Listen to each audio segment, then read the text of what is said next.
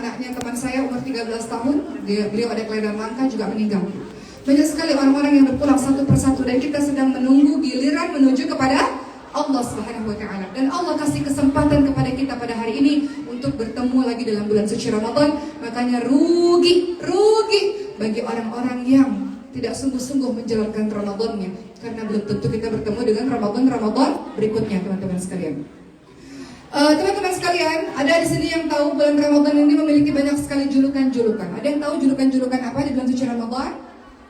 Syahrul Rahmah, Syahrul Siyam, Syahrul Barakah, Syahrul Maghfirah, terus Syahrul Quran, Syahrul Ramadan alladzi unzila fihi al-Quran hudan linnas.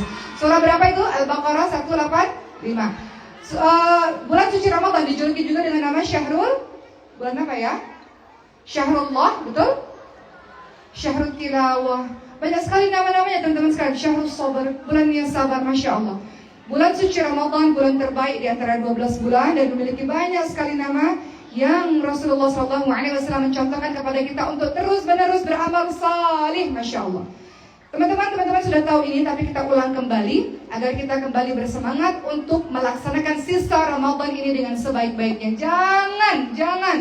Jangan tinggal. Kalau puasa pastinya tidak tinggal karena itu wajib. Jangan tinggal tarawih, teman-teman sekalian. Jangan tinggal. Ada yang sudah bolong-bolong tarawihnya kecuali yang haid. Ada yang sudah bolong-bolong tarawihnya, jangan. Kelamaan bukber, nggak sholat tarawih berjamaah, dan ketika sholat sendiri pun nggak sholat.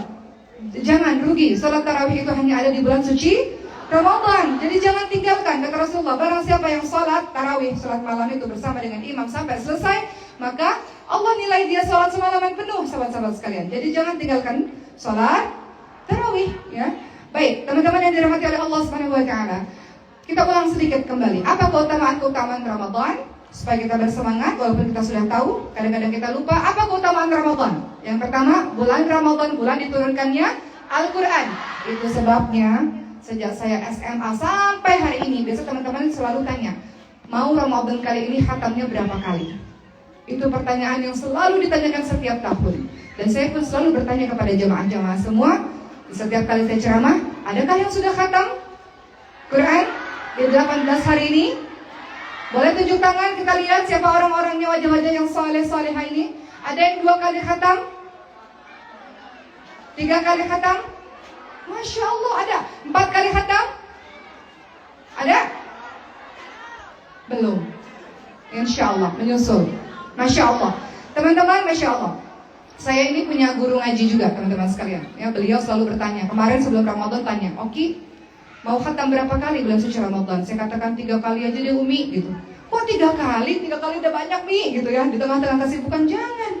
Harus lebih, kalau bisa lebih banyak lagi. Umi berapa kali? 7 kali, kata beliau. Padahal beliau itu memegang amanah yang luar biasa besar, mengurusi umat ya. Masya Allah ya. Mungkin nanti kalau dikasih tahu guru saya, beliau juga tahu guru saya ini, Masya Allah ya.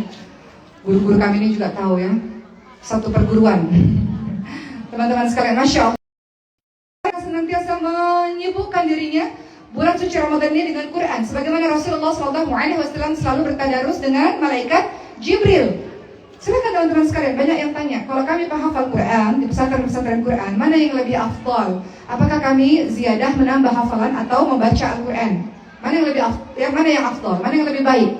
Dua-duanya.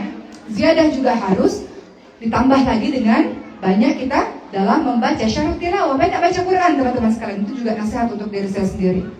Jangan sampai Indonesia mayoritas Muslim, 87% Muslim, apalagi Lombok 1000 masjid ini ya. Teman-teman sekalian, jangan sampai ada orang-orang Lombok khususnya dan orang-orang Indonesia yang tidak bisa baca Quran. Jangan sampai. Guru-guru Quran kita banyak tersebar di mana-mana teman-teman sekalian. Pendidikan-pendidikan untuk mengajarkan Quran secara gratis, beasiswa termasuk di Maskal Muhaffadz, full beasiswa banyak, tidak hanya Maskal Muhaffadz, banyak. Jadi nggak ada alasan untuk kita tidak bisa baca Quran. Tidak ada alasan untuk kita bermalas-malas berinteraksi dengan Quran. Kenapa? Apalagi di bulan suci Ramadan.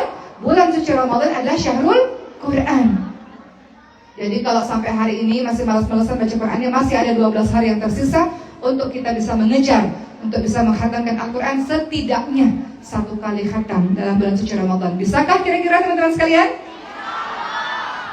Saya mohon izin cerita. Saya itu dapat hidayah banget ketika di Mesir. Tuan Guru Tester, saya dapat hidayah itu banget di Mesir ya. Walaupun jauh sebelum berangkat ke Mesir memang sudah berjilbab dan sudah ngaji, tapi betul-betul tertampar itu di Mesir, teman-teman sekalian. Kenapa?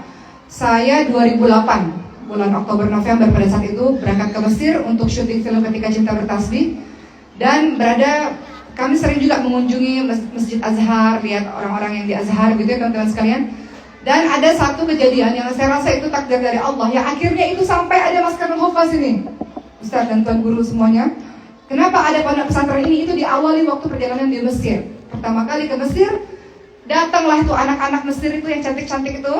Mereka tanya, kamu sudah hafal berapa juz Al-Quran katanya. Itu anak-anak kecil-kecil teman-teman sekalian. Kemudian itu pada masa itu saya cuma hafal juz Ammah, itu pun gak mungkin ya teman-teman sekalian. Yang juz Ammah saja itu pun gak mungkin. Pada saat itu usia saya 18 tahun lah. Kemudian saya tanya, kamu ini hafal berapa juz? Anak-anak kecil itu, saya 8 juz, saya 9 juz, saya 10 juz katanya.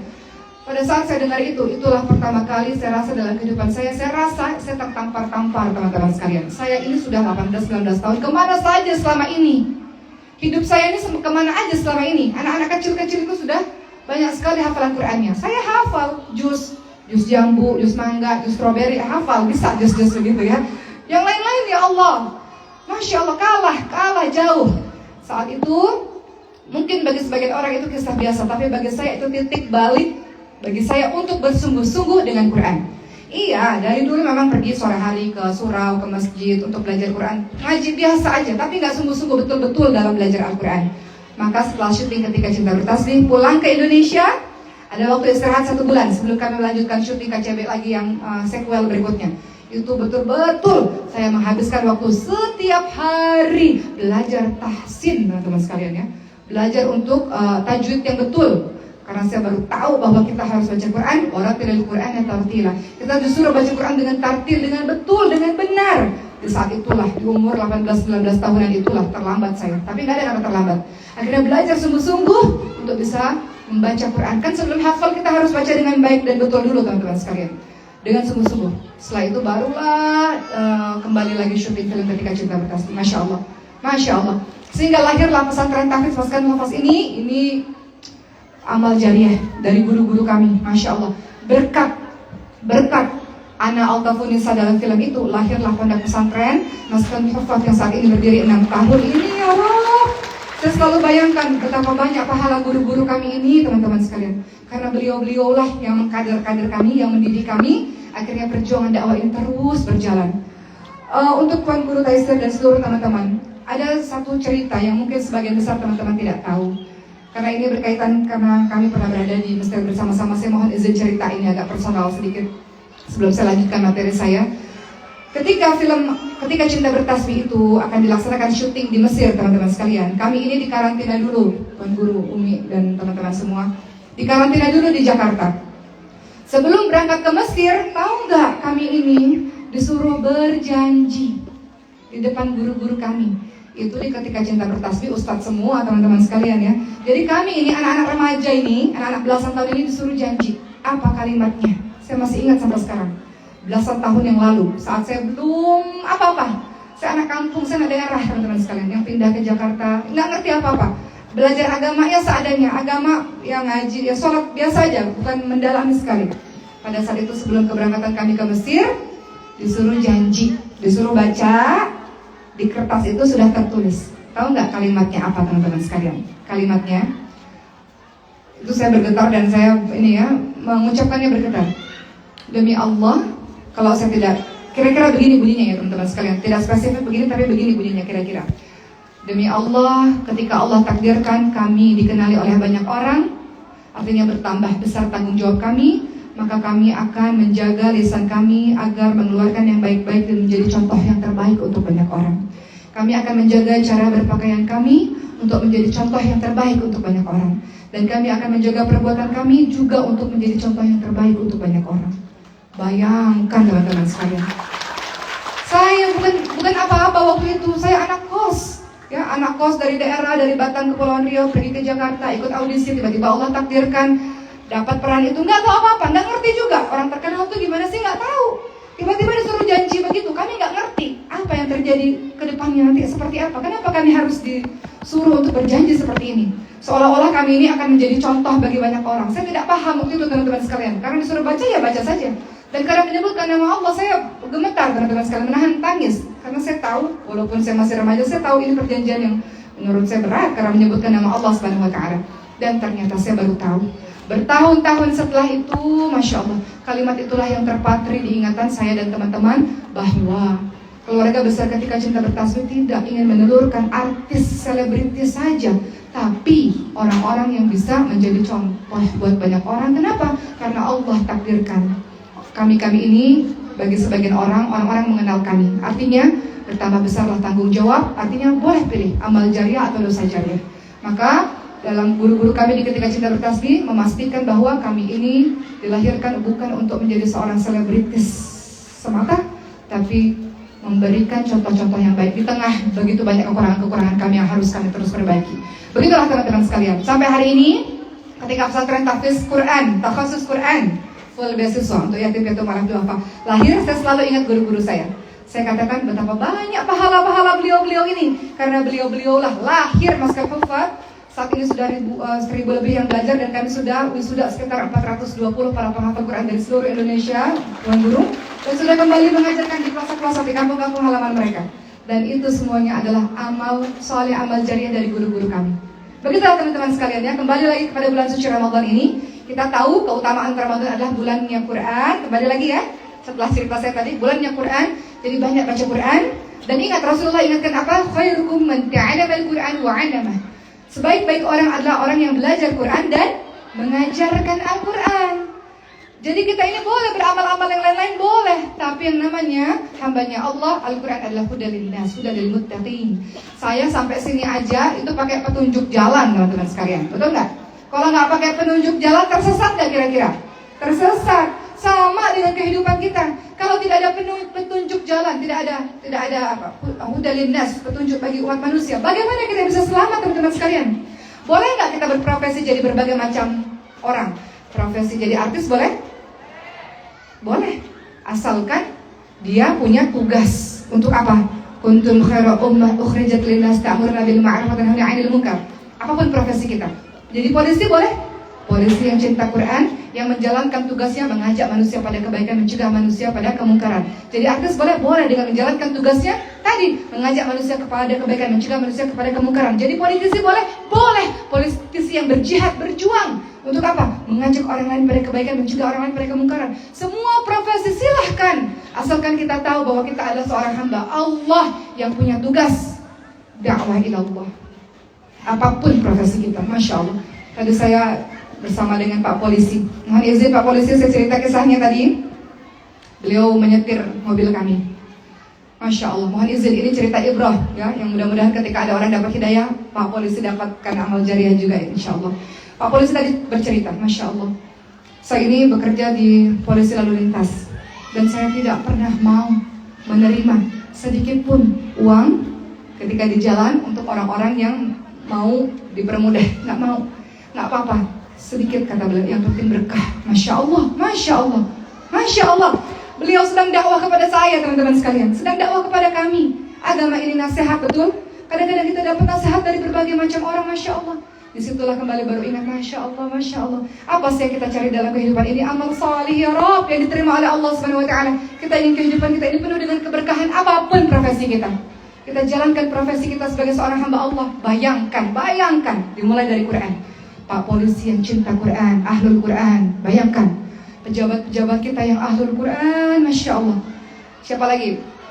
Dokter-dokter yang ahlul Quran, penegak hukum yang ahlul Quran ya Rabb, presiden yang ahlul Quran. Semua profesi diisi oleh ahlul Quran. Bayangkan apa yang terjadi untuk negeri ini. Baldatun tayyibatun wa rabbun ghafur. Negeri kita ini diberkahi oleh Allah SWT. Kenapa? Orang-orang hebatnya adalah orang-orang yang senantiasa baca Quran, cinta Quran, ahlul Quran, takut kepada Allah SWT. Kalau melakukan hal-hal yang dibenci oleh Allah, maka dimulai dari siapa? Dari kita teman-teman sekalian. Bulan Ramadan menjadi titik balik kepada kita ini untuk sungguh-sungguh bersama Quran. Yang nggak bisa belajar, banyak guru. Kalau kata Rasul, kalau kita belajar, kalau kita baca tertatih-tatih atau bacanya susah, dapat 2 pahala kok. Kita baca, kita ulang, kita baca, kita ulang. Susah, memang susah.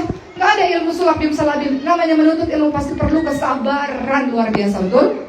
Sabar itu ada 3. Tidak hanya sabar dalam menjalankan ujian-ujian Allah, sabar dalam meninggalkan maksiat, dan sabar dalam beramal saleh. Termasuk menuntut ilmu. Nggak bisa langsung dalam sekejap mata langsung pandai. Nggak mungkin. Ada perjuangan berat di dalamnya. Sebelum datang kemarin, saya tadi ceramah di masjid. Ada seorang yang mengatakan, doakan saya sedang menuntut ilmu S3 di Cina, kata beliau. Seorang muslimah salihah, Masya Allah. Dan berat sekali terasa perjuangan dalam menuntut ilmu ini. Nggak ada yang namanya orang menuntut ilmu itu mudah. Nggak ada, teman-teman sekalian. Sabar. Termasuk ketika teman-teman belajar Quran. Itu banyak anak-anak kami di pesantren, termasuk saya. Awal-awal belajar, terkadang ada beberapa huruf yang kita susah menyebutkan, atau terkadang ada beberapa ayat yang kita susah. Itu menangis, wajar teman-teman sekalian, wajar. Kadang-kadang rasa, ya Allah kok nggak bisa-bisa sih ya Rob. Dalam menuntut ilmu itu kok nggak bisa-bisa sih ya Rob, gitu ya. Kadang-kadang sampai Quran itu datang ke mimpi kita, teman-teman sekalian. Saking kita setiap harinya bersama dengan Quran. Guru kami dulu, saya pernah tinggal di satu rumah Quran, Ustadz Fadil ya, almarhum, Allahumma fir lahu rahamhu wa'afi wa'fu anhu amin rabbil alamin. Beliau mengatakan, salah satu ciri pencinta Quran, kata beliau ya, adalah ketika kita pernah bermimpi tentang Quran. Kenapa? Kadang-kadang kita mimpi tuh teman-teman sekalian, sesuatu yang kita pikirkan terus-menerus kan. Kalau kita hari-harinya Quran, murajaah, ziyadah nambah, kemudian kita terus bersama dengan Quran. Kadang-kadang Quran itu ada dalam mimpi kita, teman-teman sekalian. Saya punya teman yang ngigonya itu Quran. Ada nggak? Pernah lihat nggak? Ya. Saking karena Quran itu ada di dirinya, teman-teman sekalian. Jadi kembali lagi, bulan suci Ramadan adalah bulan momentum bagi kita untuk beramal salehnya dengan cara salah satunya tidak hanya puasa, tidak hanya tarawih, tapi juga mengkhususkan diri untuk berinteraksi dengan Al-Quran. Nggak bisa hidup tanpa Al-Quran, nggak bisa teman-teman sekalian. Al-Quran itu sumber dari semuanya, sumber hukum, sumber pengambil segala keputusan, sumber kita, dasar kita berbicara, dasar kita bertindak, semuanya dari Quran. Nggak bisa seorang muslim tanpa Quran. Tapi ingat, yang menghafalkan Quran itu tidak hanya muslim, non-muslim juga bisa hafal Quran. Tapi apa bedanya? Non-muslim bisa hafal Quran, fasih bahasa Arab. Saya pernah pertukaran pelajar ke Jerman tahun 2017. Pada saat itu banyak orang-orang non-muslim hafal Quran. Bedanya apa? Beliau tidak beriman, kita beriman, kita percaya dengan isi Quran. Betul teman-teman sekalian? Jadi Quran itu bisa dihafal oleh semuanya, tapi bedanya kita beriman dan kita percaya dan kita jalankan, kita amalkan apa yang sudah kita tahu. Jadi Quran tidak hanya sekedar dibaca, nasihat untuk diri saya yang penuh dengan salah ini. Tidak hanya sekedar baca, tadabbur, hafalkan. Kenapa Quran harus dihafalkan, teman-teman sekalian? Kenapa? Paling tidak adalah penambahan ayat-ayat itu dalam diri kita. Kenapa? Supaya kalau terjadi apa-apa dalam kehidupan kita, langsung otomatis keluar ayat itu, sehingga terarah kehidupan kita. Contoh, saya selalu kisahkan kisah ini juga karena terjadi dalam kehidupan saya. Ketika Allah takdirkan Sulaiman, anak saya yang keempat, ada kelainan genetik, kelainan langka, dan ketika dokter memberitahu tentang anak ini, ayat yang pertama kali keluar adalah A'udzubillahi minasyaitonir rajim, wa 'asa an takrahu syai'an wa huwa khairul lakum, wa 'asa an tuhibbu syai'an wa huwa syarrul lakum, wallahu ya'lamu wa antum la ta'lamun. Boleh jadi apa yang kamu tidak suka keadaan ini, itulah yang terbaik untukmu. Boleh jadi apa yang kita suka, kita inginkan itu tidak baik. Allah mengetahui, manusia tidak mengetahui. Setidaknya kalau ada ayat-ayat Quran yang kita hafalkan, setidaknya kadang-kadang kalau kita menemukan kesulitan dalam kehidupan kita, dia keluar dengan sendirinya dan kita rasa tenang, teman-teman sekalian. Betul? Bayangkan kalau ada orang-orang muslim yang tidak ada sedikit pun hafalan ayat-ayat Quran dalam dirinya. Bagaimana kalau terjadi apa-apa dalam kehidupannya? Bagaimana otomatis itu ayat-ayat bisa keluar untuk menenangkan dirinya, menerangkan hidupnya, teman-teman sekalian. Saya pun pendosa yang masih terus banyak belajar. Saya mengatakan demikian bukan berarti saya ingin sempurna, tidak. Saya pendosa, teman-teman sekalian. Yang ketika saya bicara ini, saya sedang menasihati diri saya sendiri. Yang jelas adalah, teman-teman, tidak bisa hidup jauh dari Quran, tidak bisa, tidak mungkin, mustahil. Orang-orang yang baca Quran bersama dengan Quran, dia bersama dengan para malaikat-malaikat. Yang namanya bersama dengan malaikat, malaikat menurunkan ketentraman dan ketenangan kepada kita. Maka para ahli Quran pasti tenang. Datanglah kepada orang-orang yang menghafalkan Quran. Rasakan, duduk di sana, gak usah ngapa-ngapain, duduk saja. Lihat, pasti kita rasakan tenang. Makanya kadang-kadang iman itu naik dan turun ya teman-teman sekalian, betul? Iman naik karena ketaatan, turun karena kemaksiatan, betul? Biasanya para orang-orang saleh ketika imannya turun, cukup datang kepada para ulama, kepada orang-orang yang saleh, pandangi saja wajahnya. Dengan memandang wajah orang-orang yang saleh, memandang saja membuat kita merasa ingin semakin taat kepada Allah Subhanahu wa taala. Apalagi orang-orang saleh itu terus menerus berinteraksi dengan Quran, Masya Allah ya. Jadi jangan pernah jauh-jauh dari ahlul Quran ya. Allah punya keluarga dari kalangan manusia, yakni mereka yang mencintai Quran, mereka orang-orang pilihan. Jadi jangan pernah jauh-jauh dengan para ahlul Quran. Berikutnya teman-teman sekalian, kembali lagi Ramadan, Masya Allah, kita tahu bahwa di bulan suci Ramadan, kata Rasulullah, apabila Ramadan tiba, pintu syurga dibuka, pintu neraka ditutup, syaitan dibelenggu. Ya, maknanya adalah, ya teman-teman sekalian, ya pintu syurga dibuka karena Allah memudahkan berbagai macam ketaatan kita untuk berbuat amal saleh di bulan suci Ramadan ini. Jadi aneh kalau tinggal di Indonesia, mayoritas Islam, tapi tadarusnya juga jarang-jarang, tarawihnya juga bolong-bolong, apalagi puasa itu rukun Islam, bagian dari rukun Islam wajib. Aneh, kenapa? Apalagi tinggal di Lombok, itu saya lihat baru berapa meter ada masjid, berapa meter lagi saya lihat masjid lagi, Bu, benar nggak? Ini masjid banyak banget di sini ya. Baru berapa meter masjid lagi, Masya Allah. Jadi aneh kalau ada orang Islam yang tidak fastabiqul khairat, di tengah banyak orang berlomba-lomba menuju kepada Allah Subhanahu wa taala di bulan suci Ramadan ini, teman-teman sekalian. Jadi bulan suci Ramadan, keutamaannya dia bulannya Quran, dia malam yang penuh dengan keberkahan, Masya Allah ya. Dalam surah Al-Qadar ayat 1-3 dikatakan, baca sama-sama boleh? A'udzu billahi minasy syaithanir rajim. Al-Qadar. Bismillahirrahmanirrahim. Inna anzalnahu fi lailatul, Masya Allah. Wa ma adraka ma lailatul qadar. Lailatul qadri khairun min alfi syahr. Sadaqallahul adzim. Ya. Wa ruhu fiha bi Salamun hiya hatta matla'il fajr. Masya Allah. Teman-teman, dalam surah Al-Qadar ayat 1-5, atau saya akan bahas 1-3. Di sini ada kalimat, sesungguhnya Allah Subhanahu wa taala menurunkan Al-Qur'an di Lailatul Qadar, dan tahukah kamu apa malam itu? Malam kemuliaan itu lebih baik daripada 1000 bulan. Nih, 10 malam terakhir nih. Kita nggak tahu kapan malam ganjil, kapan malam genap, betul? Menurut yang ini malam ganjil, menurut kelompok yang ini malam genap, benar? Artinya Allah merahasiakan kapan malam-malam ganjil itu. Artinya Allah minta sungguh-sungguh kita 10 malam terakhir, nasihat untuk saya, sungguh-sungguh untuk beribadah kepada Allah Subhanahu wa taala. Apa amalan yang paling terbaik di Lailatul Qadar? Salat, teman-teman sekalian. Salat. Mulai dari Isya sampai subuh, silakan. Salat itu terbaik. Teman-teman setelah itu mau zikrullah, mau baca Quran, Masya Allah, silakan hidupkan malam untuk kita bisa mendapatkan Lailatul Qadar yang nilainya lebih baik daripada 1000 bulan atau 83 tahun 4 bulan. Masya Allah, teman-teman sekalian. Umur kita kadang nggak sampai 83 tahun 4 bulan, betul ya? Jadi Masya Allah, mudah-mudahan bulan suci Ramadan ini adalah bulan dimana kita betul-betul ya Rabb, minta sama Allah. Saya dinasihati guru saya begini, Oki, sebelum ceramah ada ritual-ritual yang harus dilakukan. Sebelum ceramah pastikan ya, keadaan iman itu dalam keadaan iman yang baik. Banyak sholat sunnah, banyak puasa sunnah, banyak dekatkan diri kepada Allah, karena mustahil seseorang menyampaikan ayat-ayat Allah pada saat dirinya adalah banyak melakukan maksiat dan dosa. Bagaimana bisa kata-kata itu dapat menembus hati-hati setiap orang dan menggerakkan hati-hati setiap orang kalau disampaikan oleh orang-orang yang banyak dosanya.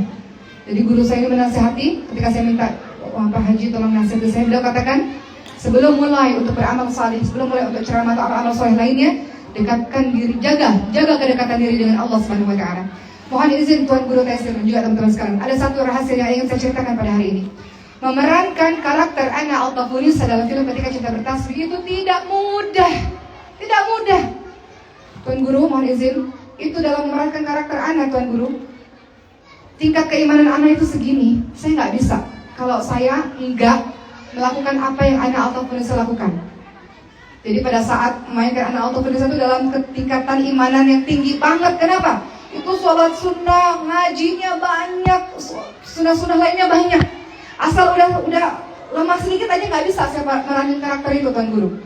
Itu film sampai ada sinetron-sinetronnya, itu saya betul-betul ketika futur sedikit, ketika udah mulai lalai sedikit, itu nggak bisa meranin karakter itu. Itu Masya Allah ya, itu saya pun mengagumi seorang Ana Al-Tafunisa yang karakter luar biasa. Karena lewat beliau lah itu terjaga betul. Kadang-kadang setelah keluar dari Ana Al-Tafunisa ini, kadang-kadang kita futur lagi, malas lagi. Ketika saya masih berada dalam karakter itu teman-teman sekalian, itu betul jujur teman-teman sekalian, itu tingkatan keimanan harus segini, bayangkan. Saya nggak bisa meranin karakter itu ketika saya dalam kondisi yang sangat kotor, yang penuh dengan dosa dan maksiat, nggak bisa. Jadi Masya Allah ya, ternyata kadang-kadang hal-hal seperti itu mendatangkan hidayah-hidayah untuk kita. Kadang hidayah kita macam-macam ya teman-teman sekalian ya. Dan kalau sudah dapat hidayah itu, jaga betul-betul teman-teman sekalian. Termasuk bulan suci Ramadan, amal saleh yang bisa kita lakukan selain puasa, tarawih, tadarus, sedekah ya Rabb, sedekah. Sedekah itu ciri-ciri orang-orang yang bertakwa, betul ya teman-teman ya. Dan Rasulullah banyak sekali sedekah di bulan suci Ramadan. Perhatikan surah Ali Imran ayat 133. Nah, di situ adalah salah satu indikator orang-orang yang disebut sebagai orang-orang yang bertakwa di hadapan Allah Subhanahu wa taala. Ayat ini terkenal. Teman-teman juga sering baca ayat-ayat ini. Allah Subhanahu wa taala berfirman, "A'udzubillahi minasyaitonirrajim. وسارعوا إلى مغفرة من ربكم وجنة عرضها السماوات والأرض أعدت للمتقين الذين ينفقون في السراء والضراء والكاظمين الغيظ والعافين عن الناس والله يحب المحسنين." Allah Subhanahu wa taala berfirman, teman-teman sekalian, dan bersegeralah kamu dalam mencari ampunan dari Tuhanmu. Allah minta kita banyak beristighfar, banyak minta ampun, apalagi bulan suci Ramadan, bulan maghfirah, bulan penuh ampunan. Dan bersegera mendapatkan syurga yang luasnya seluas langit dan bumi, yang disediakan untuk orang-orang yang bertakwa. Siapakah orang-orang yang bertakwa? Mereka yang berinfak, baik di waktu lapang maupun di waktu sempit. Ketika dia ada, dia sedekah banyak. Ketika dia tidak ada, tetap sedekah walaupun tidak banyak. Berinfak. Dia tidak hanya hablum minallah saja yang dijaga, hablum minannas. Dia berbagi kepada banyak orang. Pada hari ini kita berbuka puasa bersama-sama. Masya Allah, itu bayangkan para donatur yang menyediakan makanan berbuka puasa, ribuan orang pada hari ini di sini. Dapat tuh donatur, Masya Allah ya, pesantren ini, Masya Allah, dapat keberkahannya, mendapatkan pahala puasa dari teman-teman semua. Jadi kita berlomba-lomba nih harusnya teman-teman sekalian, menyediakan makanan berbuka puasa untuk orang lain. Berlomba-lomba, setidaknya nggak bisa banyak-banyak, air, 1 biji kurma kasih teman-teman sekalian, supaya kita bisa dapat pahala puasa orang yang berpuasa. Jadi kembali ciri-ciri orang bertakwa adalah apa? Mereka yang berinfak di waktu lapang maupun di waktu sempit. Orang-orang yang sedekah bukan orang-orang yang mampu, tapi orang-orang yang mau, betul? Banyak orang-orang fakir miskin masih sedekah banyak. Setiap kali saya safari dakwah itu datang orang-orang miskin, bu, duafa, masih sedekah semampunya, Masya Allah, dengan tetesan air matanya. Mudah-mudahan dengan sedekah ini Allah jadikan anak-anak kami anak-anak penghafal Quran ya Rabb. Jadi orang-orang yang sedekah bukan orang-orang yang mampu, tapi orang-orang yang mau. Kembali lagi, ciri orang bertakwa tidak hanya berinfak, dia juga mampu menahan marah dan mudah memaafkan kesalahan orang lain. Tidak mudah. Jadi orang-orang yang seperti itu hatinya lapang luas. Jadi di bulan suci Ramadan gak ada lagi permusuhan, gak ada lagi. Innamal mu'minuna ikhwah. Sesungguhnya setiap mukmin bersaudara. Jangan saling membenci, jangan saling mendengki, jangan saling mengolok-olok, jangan. Kita ini ibarat satu tubuh. Kalau satu anggota tubuh sakit, semuanya sakit. Umat Islam akan kuat kalau kita sama-sama, kita bersatu. Bisa teman-teman sekalian? Jangan saling menghujat, jangan saling mendengki, jangan saling mengolok-olok. Kita ini satu tubuh, seperti ibarat satu batu bata. Ya, kalau kita berkumpul batu bata itu semuanya menjadi satu bangunan yang besar, yang kokoh, yang kuat.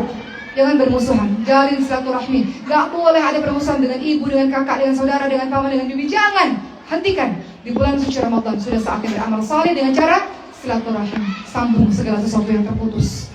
Jadi tidak hanya sekedar hablum minallah, tapi juga hablum minannas. Dengan cara apa tadi? Ciri orang bertakwa, mudah memaafkan kesalahan orang lain, nahan amarahnya. Ada pintu syurga khusus bagi orang-orang yang mudah memaafkan kesalahan orang lain. Teman-teman, kalau teman-teman semua di sini nih kotor, marah, benci, dengki, dendam sama orang, siapa yang rugi?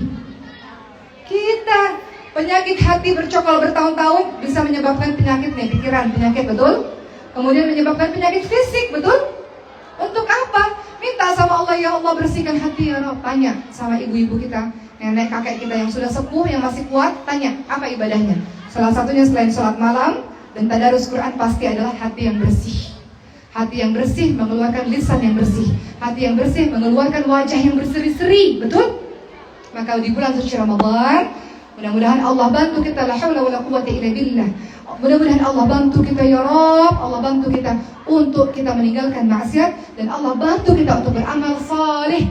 Allah bantu kita istiqamah dengan puasa kita, dengan tadarus kita, dengan qiyamul lail kita, dengan sedekah kita. Allah bantu kita untuk bisa baik kepada banyak orang. Kehadiran kita ini adalah menebarkan kebaikan, menebarkan kesujukan, bukan sebaliknya. Seorang muslim adalah muslim lainnya selamat dari kejahatan lisan dan dari kejahatan tangannya. Kehadiran kita, kehadiran yang insya Allah menjadi wujud Islam, rahmatan lil alamin insya Allah. Bisa teman-teman sekalian? Masya Allah. Baik, teman-teman yang dirahmati oleh Allah Subhanahu wa taala, izinkan kami memutar satu video, Tuan Guru, Ustadz, guru-guru kami semua. Video ini adalah video puluhan anak-anak yang menghafalkan Al-Quran sudah diwisuda dari Sabang sampai Merauke. Mereka mendapatkan full beasiswa. Sebagian dari mereka tidak tahu siapa ayahnya, tidak tahu siapa ibunya. Makanya dalam video ini saya katakan, orang tua kamu adalah kita semua, yatim, piatu, du'afa. Apakah mereka nggak punya kesempatan belajar? Harus dapat kesempatan belajar. Kita bisa kalau kita kumpulkan dana bersama-sama untuk buat mereka bisa belajar, untuk menghafalkan Quran, melanjutkan pendidikan mereka. Saksikan ini teman-teman sekalian dan lihat, dengan wasilah Quran mereka dapat umrah, mereka dapat beasiswa kuliah, mereka bisa melanjutkan pendidikan mereka. Dan kita berdoa agar anak-anak keturunan kita ya Rabb, Allahumma ja'alna min ahlil Quran ya Allah. Semoga anak keturunan kita, keluarga kita, orang-orang yang kita cintai